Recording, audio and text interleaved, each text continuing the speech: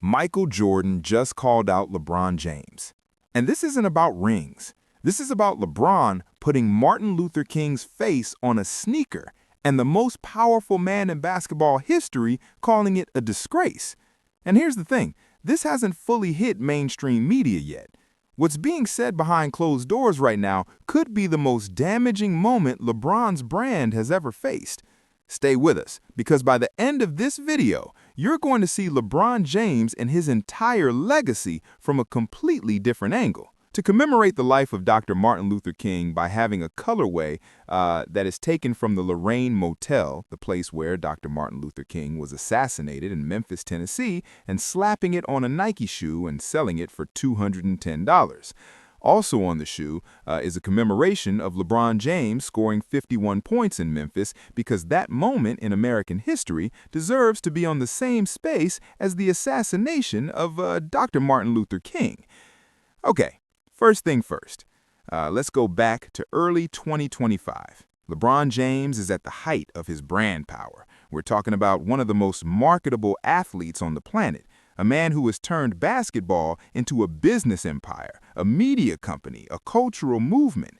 His influence stretches far beyond the court, and everyone knows it. So when his team announces a brand new sneaker collection, a tribute line honoring Dr. Martin Luther King Jr., the internet loses its mind, in a good way. At first, the shoes drop with this whole curated rollout, clean design, powerful imagery, MLK quote stitched into the tongue of the shoe, his silhouette on the heel, limited edition, the kind of release that feels like more than just a sneaker. It feels like a statement. And the statement works. The collection sells out in under 3 hours. Social media is flooded with unboxings, tributes, and fans calling it one of the most culturally significant sneaker releases in years. Media outlets run glowing pieces about LeBron honoring a civil rights icon. People are emotional. People are proud. On the surface, it looks like a win, a big one. But behind the scenes, in rooms that cameras don't get access to, in conversations that don't make it to press releases, something very different is happening. Because not everyone is impressed, and one person in particular is reportedly furious. Few years, though, I've noticed that you've spoken out on unarmed black people being shot. You've talked about the causes and effects of poverty. You've talked about healthcare disparities. Sure, what changed? Why are you more outspoken now than you used to be?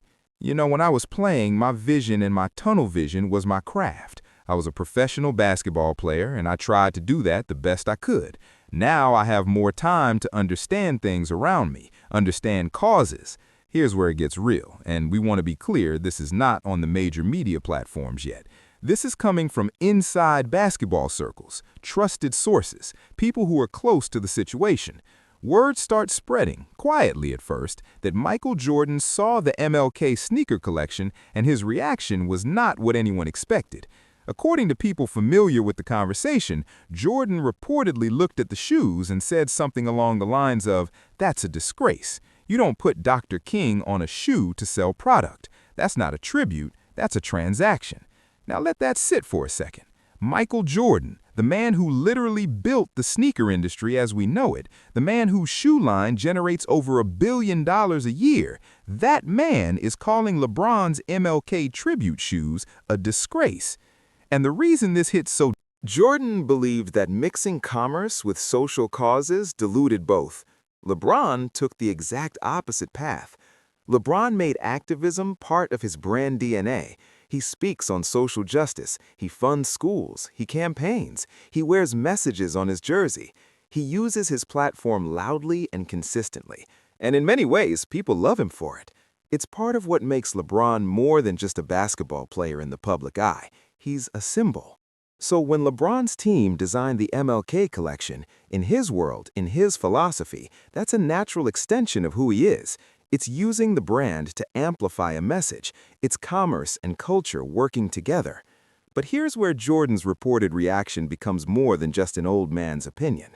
Is there a point where cultural tribute becomes cultural commodity? Is there a line between honoring someone's legacy and packaging it for profit? And if that line exists, did this shoe cross it? These are uncomfortable questions, and the fact that it's Michael Jordan, a man who understands the sneaker business better than literally anyone alive, raising them, that's not something you can just brush off. This is a clash of two giants, not just in basketball, but in ideology, in philosophy, in how they believe power should be used. And the basketball world in 2025 is watching very closely. Still watching? Good, because what happens next is where things really start to unravel. Keep going. You know how the internet works. Nothing stays quiet for long. By mid-2025, whispers of Jordan's reactions start leaking into the corners of social media. A post here, a comment from someone claiming insider knowledge there. A podcast drops an episode hinting at tension between Jordan's camp and LeBron's brand team. And just like that, the conversation explodes, and it splits hard. On one side, you've got the people who defend LeBron completely. Their argument is straightforward. LeBron has been consistent in his advocacy for Black culture and Black history. The MLK shoes weren't some random cash grab. They were designed with intention. They carried a message. And if a portion of that revenue goes toward community upliftment, which sources close to LeBron's team would later suggest it did, then what exactly is the problem? These fans are vocal. They flood comment sections. They post threads breaking down LeBron's history of activism. They point out that MLK himself used every tool available to spread his message, and that visibility on a globally sold product is just a modern version of that. Then on the other side, and this side is louder than most people expected, you've got people who start asking harder questions. People who say, wait, there's something uncomfortable about seeing a civil rights icon turned into a limited edition retail event. Something that feels off about the hype cycle around a shoe drop being attached to the memory of a man who was assassinated fighting for basic human rights. Comments like, MLK didn't march so his face could be on a $250 sneaker, or LeBron's heart might be right, but the execution feels like it went too far. And some people just kept asking, what did MLK's family say? Were they involved? Did they give real input, or was it a courtesy consultation? These aren't fringe opinions. These are showing up in mainstream comment sections, on sports talk shows, in barbershop conversations. And the fact that Jordan's name is now attached to the criticism, that amplifies everything by about 10 times. Because whether you love Jordan or not, you listen when he speaks, especially at the intersection of Black legacy and the sneaker business. That's his entire life's work. So how does LeBron's team respond? They don't come out swinging. There's no press conference, no direct statement addressing Jordan by name. What happens instead is quieter and in some ways more telling. Sources close to LeBron's brand operation begin letting information out through trusted channels. The message they want out there is simple. This wasn't done carelessly. MLK's family was... This was a considered, community-centered tribute, and we stand by it. And honestly, if that's all true, and there's no reason to believe it isn't, that changes the conversation a little. But here's what's fascinating. Here's what makes this story so much bigger than a typical sneaker beef. Jordan's camp says nothing. No denial, no clarification, no those quotes were taken out of context, no response at all. And in 2025, in a media environment where every celebrity has a PR team ready to put out fires within hours, silence is a choice. Silence means something. Is Jordan standing by what he allegedly said? Is he watching to see how the public reacts before deciding whether to speak? Or is he making a calculated decision that the best thing he can do, the most powerful thing, is just let the question hang in the air? Because here's the reality. If Jordan had denied saying it, the story dies. If Jordan comes out and confirms it, now it's a full war. But if Jordan says nothing, now LeBron has to carry the weight of the question forever. Every time those shoes are brought up, every time MLK's name comes up in the context of LeBron's brand, and that might be the most Jordan move of all time. The man spent his entire career making opponents feel the pressure without ever letting them see him sweat. Why would 2025 be any different? Don't go anywhere, because the final chapter is the one that's going to make you think differently about both of these men. Here's the bigger picture, and this is what nobody's really talking about yet. This moment, Jordan versus LeBron over a sneaker, over MLK's legacy, over the right way to honor history, this is actually a window into a much larger debate that black athletes, black entrepreneurs, and black cultural figures are wrestling with right now in 2025. What do you do with power? What do you do with a platform? And more importantly, when you build that platform on top of black culture, black struggle, black history, what are your responsibilities? LeBron's answer has always been, use it loudly, visibly. Don't be quiet. Don't separate commerce from community. Make them the same thing. Jordan's answer, at least historically, has been more careful, more guarded, more private.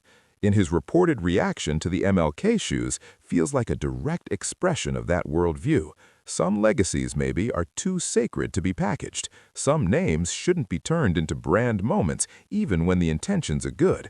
And here's the thing. There's no clean answer here. Both men have done extraordinary things for their communities. Both men have used their success to create generational wealth, fund institutions, and open doors. They just disagree fundamentally about where the line is. And the reason this conversation matters beyond just basketball, because it's not really about LeBron and Jordan, it's about all of us. Every time we buy something that carries someone's image or message, we're participating in this question.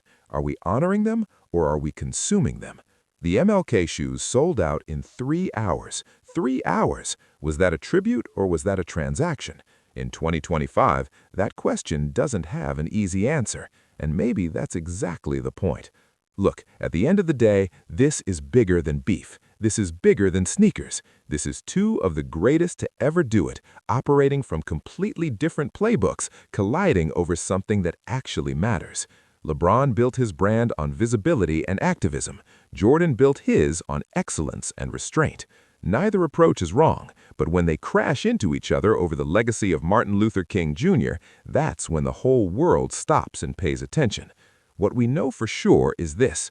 The MLK shoes exist. Jordan's reported reaction exists. The debate is very real, and neither man is done writing their legacy yet. The basketball court couldn't decide who the GOAT is. Maybe history will. But before you go, we want to ask you something. Do you think LeBron crossed a line with the MLK sneaker collection, or do you think Jordan's reaction says more about him than it does about LeBron? Drop your answer in the comments right now. We read every single one. And if this video made you think even for a second, hit that subscribe button, because this is the kind of conversation we have every single week. Real stories, real stakes, no fluff. We'll see you in the next show.